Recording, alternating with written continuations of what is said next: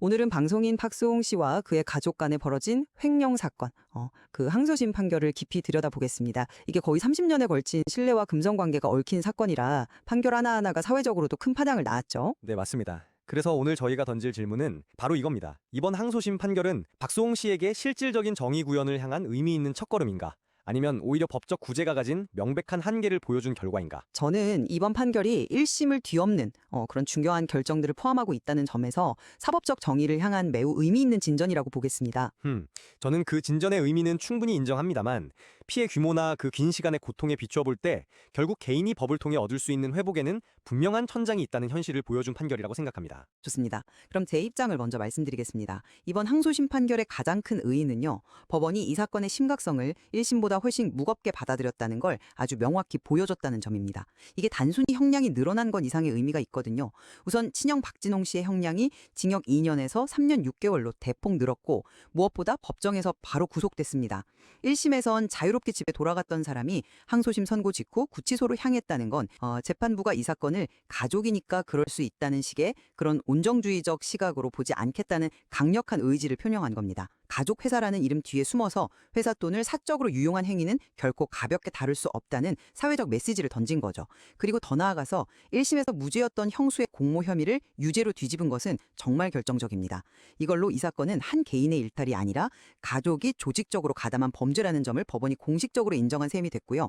이 모든 것이 앞으로 진행될 민사소송에서 피해 회복의 길을 여는 가장 단단한 발판이 될 것이기 때문에 저는 이것이 바로 정의 구현의 시작점이라고 보는 겁니다. 네, 그 말씀에 분명히 일리가 있고 또 진일보한 판결이라는 점에는 저도 이견이 없습니다. 하지만 저는 그 판결문을 한 걸음 좀 떨어져서 전체적인 그림 안에서 보고 싶습니다.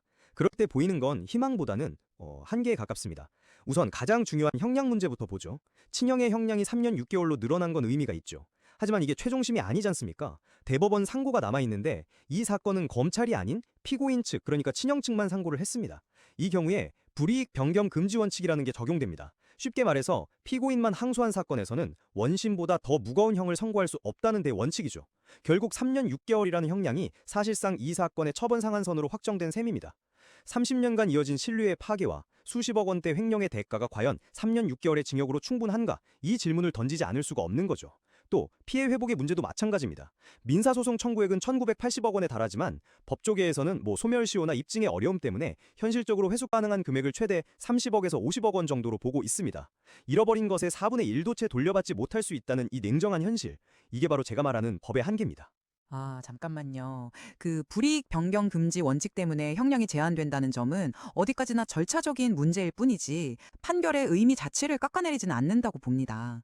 오히려 법원이 주어진 법의 테두리 안에서 내릴 수 있는 거의 최대치의 판단을 내렸다는 점에 주목해야 합니다. 1심의 집행유예 없는 징역 2년도 결코 가벼운 형벌은 아니었지만 항소심 재판부는 거기서 1년 6개월을 더하고 법정 구속까지 시켰습니다. 이건 단순히 숫자를 더한 게 아니라 죄질이 극히 불량하다는 재판부의 확고한 인식이 담긴 결과죠.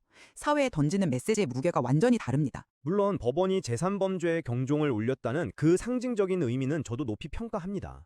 다만 그 경종의 소리가 피해자의 귀에는 너무 작게 들리지 않았을까 하는 거죠. 결과적으로 피해자가 겪은 고통의 깊이나 배신감의 크기가 아니라 피고인만 상고했다는 그 절차적 요인이 최종 형량의 발목을 잡은 모양새가 됐습니다. 정의가 실현되는 과정에서 이런 절차적 한계가 더 크게 보인다는 점이 아쉽다는 겁니다. 그렇죠. 하지만 그 절차 역시 피고인의 방어권을 보장하기 위한 중요한 헌법적 원칙이니 그 자체를 비판할 수는 없겠죠. 오히려 우리는 이 판결이 가져올 실질적인 효과, 즉 민사소송을 통한 피해 회복 가능성에 더 집중해야 한다고 생각합니다. 바로 그 지점에서 또 다른 한계가 드러납니다. 말씀하신 대로 민사소송으로 넘어가 보죠. 19억 8천억 원을 돌려달라고 소송을 걸었는데 왜 법조계에서는 회수 가능액을 30억에서 50억 원 정도로 예측할까요? 이게 바로 법이 가진 차가운 얼굴입니다. 법은 피해자의 억울함이 아니라 입증된 피해액만을 인정합니다. 10년이 지난 거래는 소멸시효가 완성되었다고 보고 현금으로 오간 돈이나 증거가 불충분한 내역은 피해액으로 인정받기가 극히 어렵거든요. 19억 8천억 원이라는 숫자는 피해자가 자신의 인생을 통해 잃어버렸다고 느끼는 가치의 총합이겠지만 법의 계산기는 그중 극히 일부만을 두드리고 있는 셈이죠. 그 말씀도 일리가 있습니다만 저는 그 지점을 좀 다른 관점에서 보고 싶습니다. 만약 이번 형사재판에서 유죄 판결, 특히 횡령액에 대한 구체적인 판단이 없었다면 어떻게 됐을까요? 아마 그 30억에서 50억 원의 회수조차 장담하기 어려웠을 겁니다. 핵심은 형사재판의 유죄 판결이 민사소송의 보증수표나 마찬가지라는 점입니다. 피해자가 민사에서 그 까다로운 입증 책임을 상당 부분 덜게 되는 사실상 가장 강력한 무기를 손에 쥔 셈이죠. 그러니까 전부 돌려받지 못하는 실패가 아니라 아예 못 받을 뻔한 돈의 상당 부분을 되찾을 길을 열었다는 관점에서 봐야 합니다. 게다가 친형 부부 명의의 부동산 등이 이미 가압류되어 있다는 점도 회수의 현실성을 뒷받침하고 있고요. 가능한 최선의 회복이라는 말씀에는 저도 동의합니다. 하지만 그 최선이 피해자가 입은 전체 피해에 비하면 너무나 미미하다는 게 문제의 본질입니다. 가압류된 재산이 있다고 해도 그 가치가 법원에서 인정될 피해액을 모두 충당할 수 있을지는 또 다른 문제고요. 결국 피해자는 승소 판결문을 손에 쥐고도 실제 돈을 받아내기 위해 또다시 길고 고통스러운 강제 집행 절차를 거쳐야 할 수도 있습니다. 이 과정 자체가 피해자에게는 법의 높은 문턱과 현실의 벽을 다시 한번 느끼게 하는 일종의 2차 가해가 될 수도 있다는 겁니다. 그건 모든 민사소송이 가진 본질적인 어려움이지 이번 판결의 한계라고 보기엔 좀 어렵지 않을까요? 오히려 이번 판결의 또 다른 성과, 그러니까 형수의 공모 혐의를 인정한 부분에 더 주목하고 싶습니다. 1심에서는 증거 부족으로 무죄가 나왔는데 항소심에서 이게 뒤집혔습니다. 법인카드를 사적으로 이용하고 부동산 매입 자금의 출처를 허위로 꾸며 신고한 혐의 등이 모두 유죄로 인정됐죠. 잠깐만요. 유죄로 인정된 것은 사실이지만 그 결과가 무엇이었습니까? 징역 1년 6개월에 집행유예 2년입니다. 실형을 살지 않는다는 거죠. 수십억 원대 횡령 사건의 공범으로 법원이 인정해놓고 정작 처벌은 집행유예에 그쳤다는 겁니다. 이게 과연 피해자 입장에서 온전한 정의의 실현이라고 느껴질까요? 가해자 중 한 명은 사실상 자유로운 상태로 남게 되는 것을 보면서 말입니다. 아니요, 저는 그렇게 보지 않습니다. 집행유예 역시 명백한 유죄 판결의 한 형태이며 결코 가벼운 처벌이 아닙니다. 만약 집행유예 기간 내 다른 범죄를 저지르면 즉시 수감될 수 있는 조건부 선고거든요. 더 중요한 것은 무죄가 유죄로 바뀌었다는 사실 그 자체입니다. 이걸로 법적으로 공돈의 책임이 있다는 것이 명확해졌고, 이는 민사소송에서 형수에게도 손해배상 책임을 묻는 결정적인 근거가 됩니다.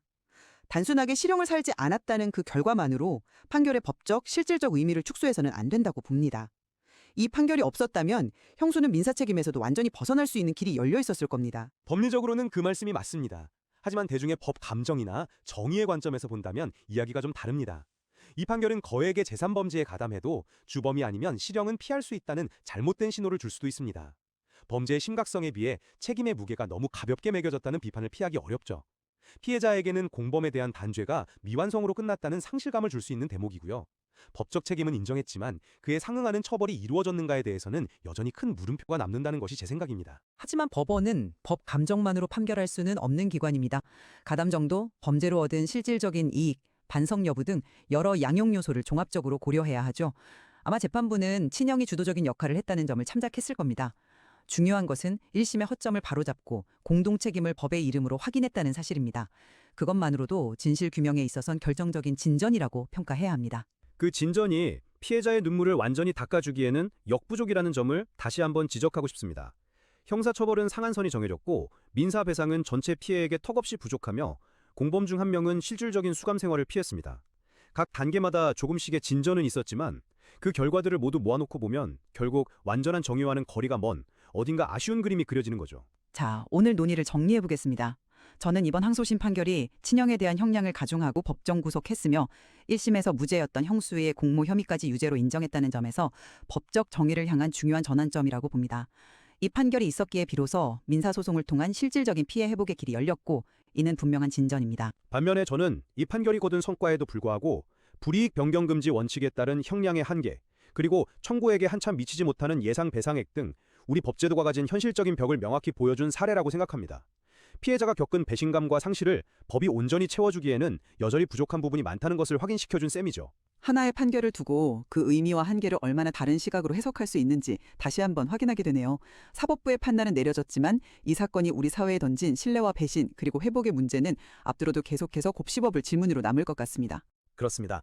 주어진 자료 안에서도 저희가 더 깊이 탐색하고 논의해볼 지점들이 여전히 많이 남아있다는 생각이 듭니다.